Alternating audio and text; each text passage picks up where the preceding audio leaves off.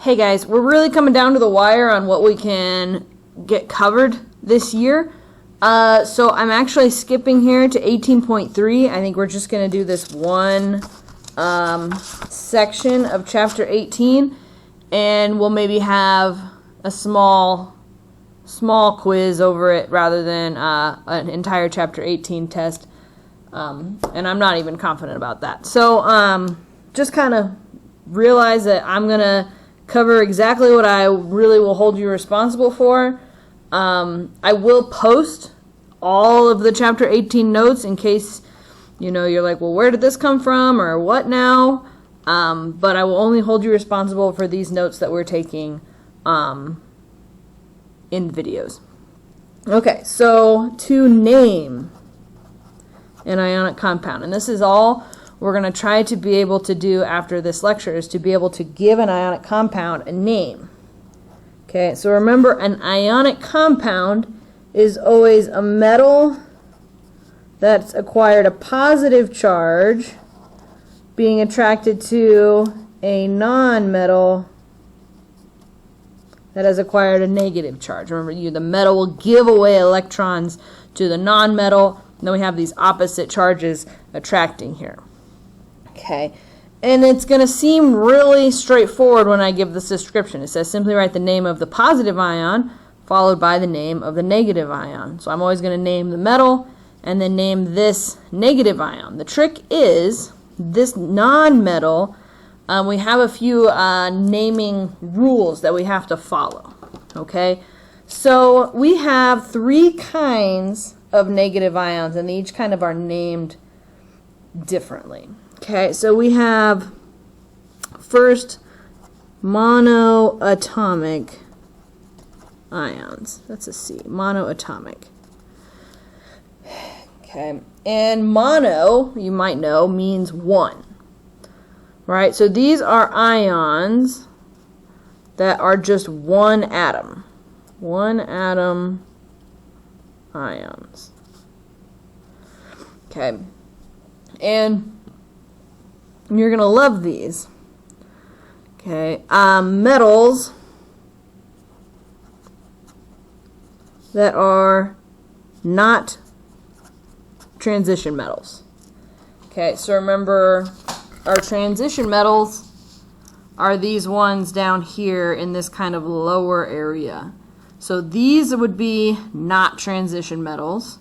And then we have some metals over here, like aluminum and things, tin, right, that are not transition metals. Okay? When I go to name them, it's real easy. Okay? If they're not transition metals, the name is just the name of the element. And these, remember, are always going to be the positive ion. Okay. So, if I have, I guess I'm going to have examples down here. So how do we know what their charge is? Charge is based on how many electrons they will lose to match the number of electrons as a noble gas. Right? So this is kind of building off of that last chapter. Okay, so argon has 18 electrons. So potassium has 19, so it will lose 1 electron to be like argon, and so it will have +1. Remember, in this whole group will have +1 charge, and this whole group will have +2 charge. And then we skip over the transition metals over here, and this whole group will have +3. Okay? So sodium will have a +1 charge, and it will just be called the sodium ion. Okay, I don't change anything about its name. It's just sodium. Okay, aluminum is in this group, so it would need to lose 3 electrons to be like neon. It has 10, so it will have a +3 charge and be called the aluminum ion. Nothing too crazy here. Transition metals. Okay, we have a little bit of a problem. Okay, they're not so straightforward. They have some electrons out in really big energy levels that can hold lots of electrons. And sometimes they kind of can be stable even if they don't have exactly the same number of electrons as a noble gas. Okay? So like iron has 26 electrons when it's neutral, which is not really close to either 18 or 36. That's really a lot of electrons to try to lose or gain.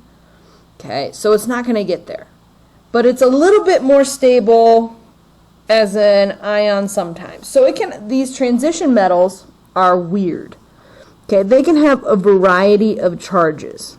Okay, like iron can exist as iron with a +1 charge. It can exist as iron with a +2 charge. It can exist as iron with a +3 charge. And so if I'm naming a compound, I want to know which charge does the ion have. Okay. These are... Okay, so just like all our other metals, these are always positive ions, right? I said metals are going to be the positive, nonmetals are going to be the negative. Okay. So we have just a couple weird rules for these transition metals because we need to know what is the charge. Okay, remember, for these guys, I know what the charge is because I know based on where they are at the periodic table, there's only one possible charge they could have. Okay, but these guys could have more than one. So in the name, charge is designated by Roman numerals. And we put those in parentheses. Okay, so if iron has a +3 charge, like we have right there, iron with a +3, we would name that iron 3. Okay, sometimes we don't really necessarily know our Roman numerals. Let's maybe just go up to 6 here. Okay, so we have 1, 2, 3, 4, 5, 6. Okay, so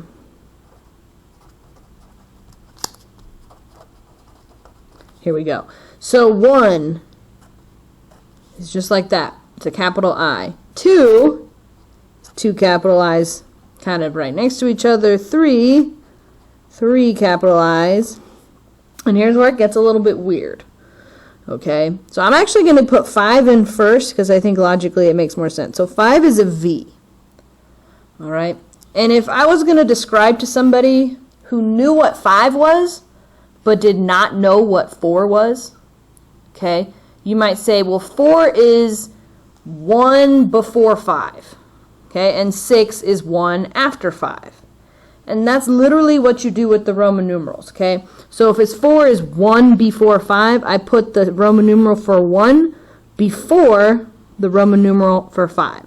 So 4 is 1 before 5, and 6 is 1 after 5.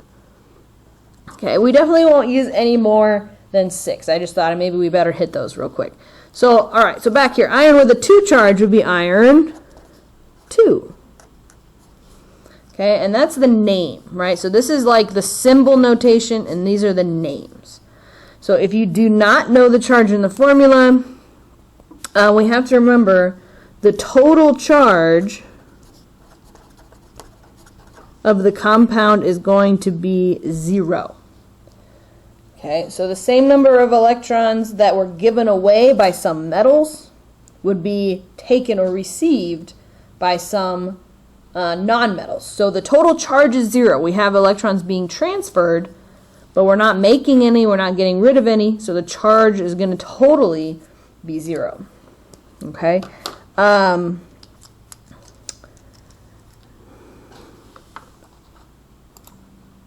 right, this seems like an extraordinarily long blank, but anyway, here we go. Nonmetals. Try to stretch it out here. Okay, will always be our negative ions. And again, we're still under the general heading here, Monoatomic ions. These are only that are one atom, right? So they're either metals that aren't transition metals, metals that are transition metals, or nonmetals. Okay, and in the Edpuzzle from Monday, they talked about this a little bit. Their name ending changes to "ide." Okay, so F -1, that's fluorine with a -1 charge, is called the fluoride ion. Okay, and sulfur with its -2 charge would be sulfide. And again, we don't have to say what the charge is because we know that the charge has to be however it would be after it gains enough electrons to be like a noble gas. So fluorine will always be -1 because when it gains one more electrons, it's more stable. Sulfur will always be -2 because it gains 2 more electrons to be like a noble gas.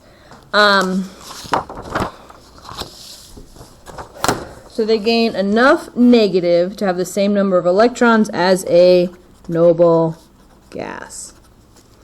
All right, so those were all our monoatomic ions. Okay, here's where things get just a tiny bit more hairy. We have these things called polyatomic ions. Okay, and poly means many. So instead of ions made of one atom, we have ions made of more than one atom, a few atoms.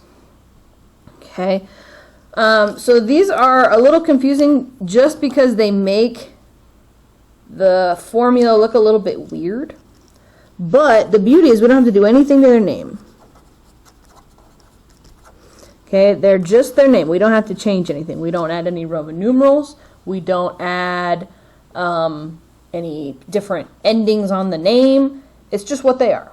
Okay, and you'll always have access to your notes. You'll have this list. These are the only ones that I will use. Okay, so here's kind of the really, really weird one. Okay, this is made of non-metals, but is positive.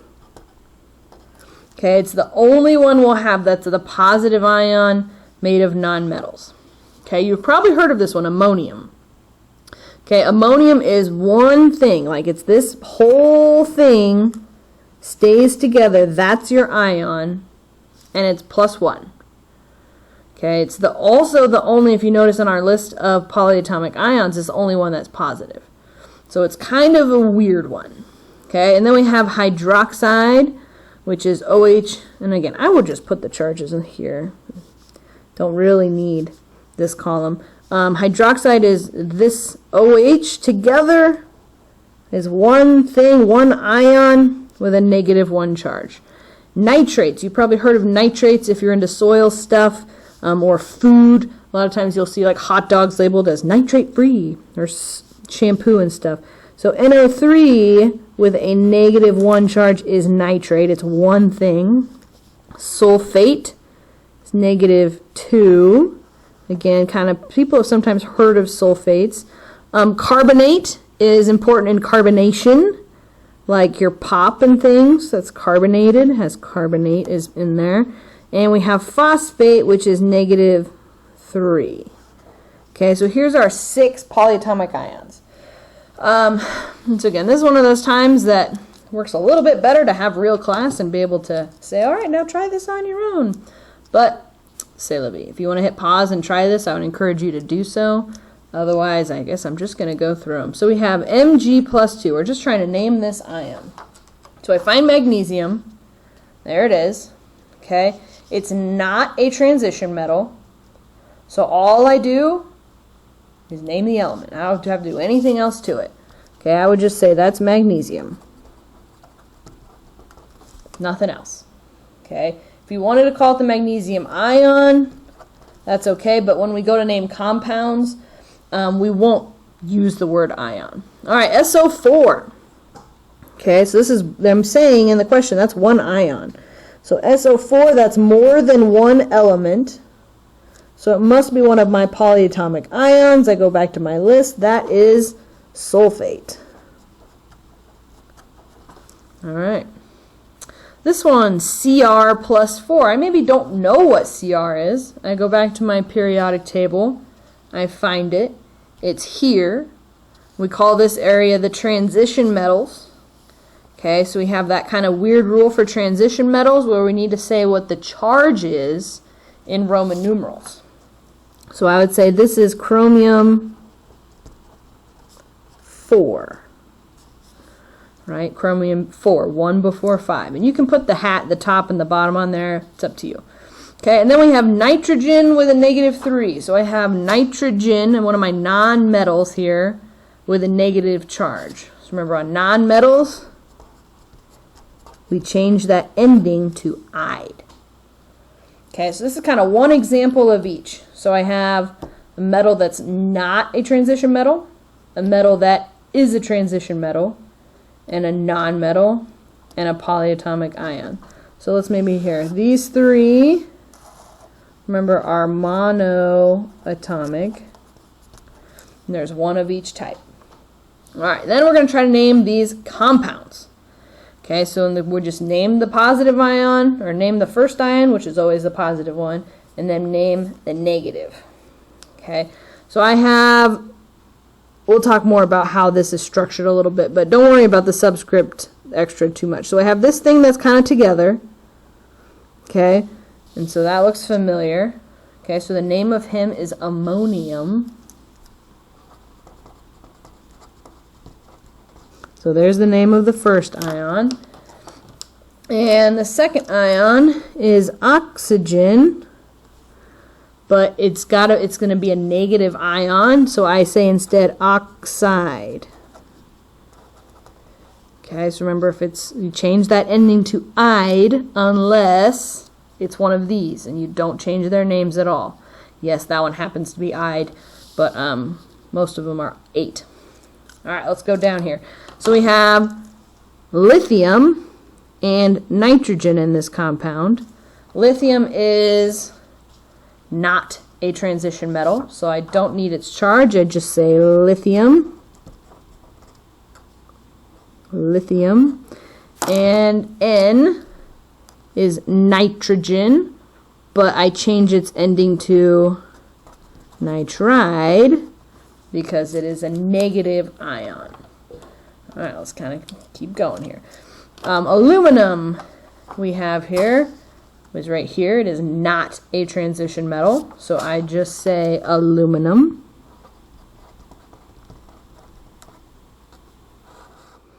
And then I have this big blob, this bunch of elements here, so it must be a polyatomic. NO3 is called nitrate.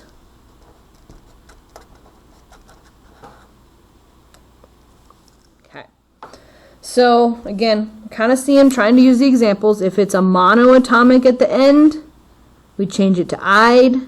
If it's a polyatomic at the end, we don't change its name at all. Okay, neither of these were transition metals, so we just say their name is their name. And this was a polyatomic ion, so same idea. All right, V. There's an element you don't see every day.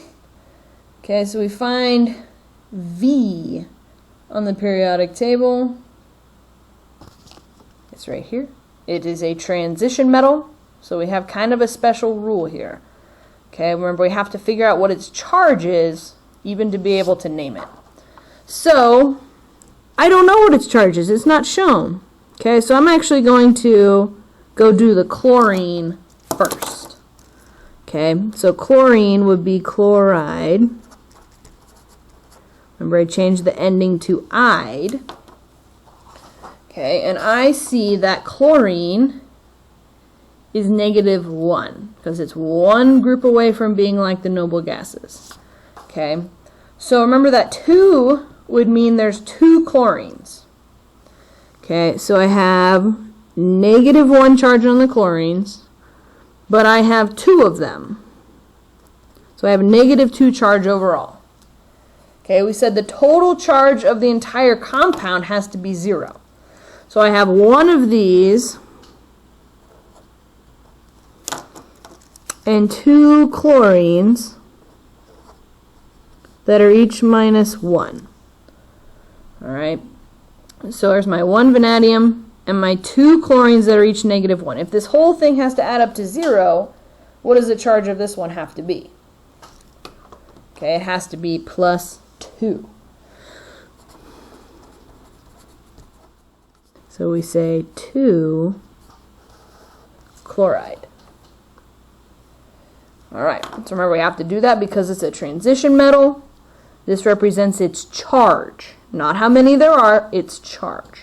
Alright, here we've got another transition metal. That is gold.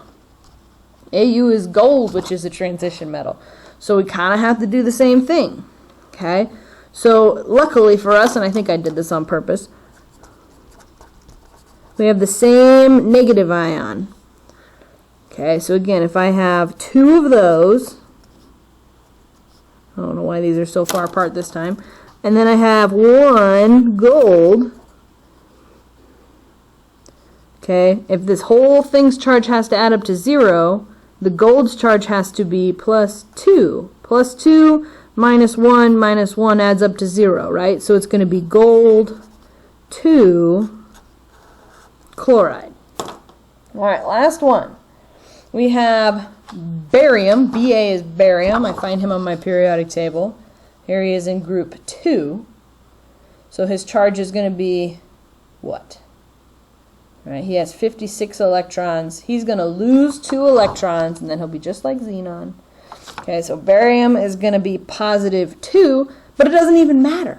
Okay, it's not a transition metal, so I just say barium. Right, you only have to say the charge on the transition metals. And then I have this whole thing left over here. It's more than 1 element, so I know I've got to come back here. That's going to be sulfate.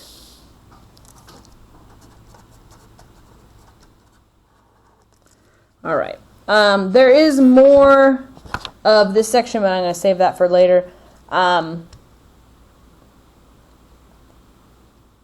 We'll see what kind of assignment I come up with for this section. Talk to you later.